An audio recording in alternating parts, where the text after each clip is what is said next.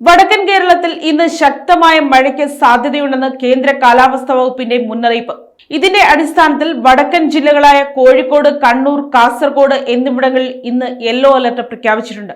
സംസ്ഥാനത്തെ 1-2 സ്ഥലങ്ങളിൽ ഇടിമിന്നലോട് കൂടിയ മഴയ്ക്കും മണിക്കൂറിൽ 40 മുതൽ 50 കിലോമീറ്റർ വരെ വേഗതയിൽ വീശിയടിച്ചേക്കാവുന്ന ശക്തമായ കാറ്റിനും സാധ്യതയുണ്ടെന്ന് കാലാവസ്ഥാ നിരീക്ഷണ കേന്ദ്രം വ്യക്തമാക്കി.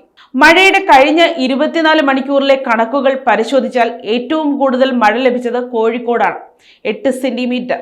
മൂന്നാർ, കുന്ദമംഗലം എന്നിവിടങ്ങളിൽ 4 സെന്റിമീറ്ററും അമ്പലവയൽ, വെൺകുറിഞ്ഞി എന്നിവിടങ്ങളിൽ 3 സെന്റിമീറ്റർ മഴ രേഖപ്പെടുത്തിയിട്ടുണ്ട്.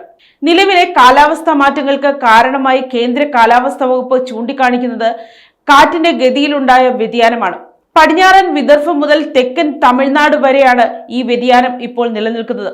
കൂടാതെ കന്യാകുമാരി മുതൽ തമിഴ്നാട്, പുതുച്ചേരി, കാരയ്ക്കൽ വഴി വടക്കൻ ഉൾനാടൻ കർണാടക വരെ നീളുന്ന ഒരു ന്യൂനമർദ്ദ പാത്തിയും രൂപപ്പെട്ടിട്ടുണ്ട്.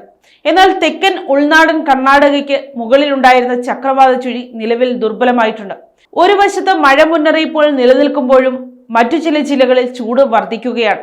കഴിഞ്ഞ 24 മണിക്കൂറിനിടെ കണ്ണൂർ, തൃശൂർ ജില്ലകളിൽ ഉയർന്ന താപനിലയിൽ ഗണ്യമായ വർധനവ് ഉണ്ടായിട്ടുണ്ട്.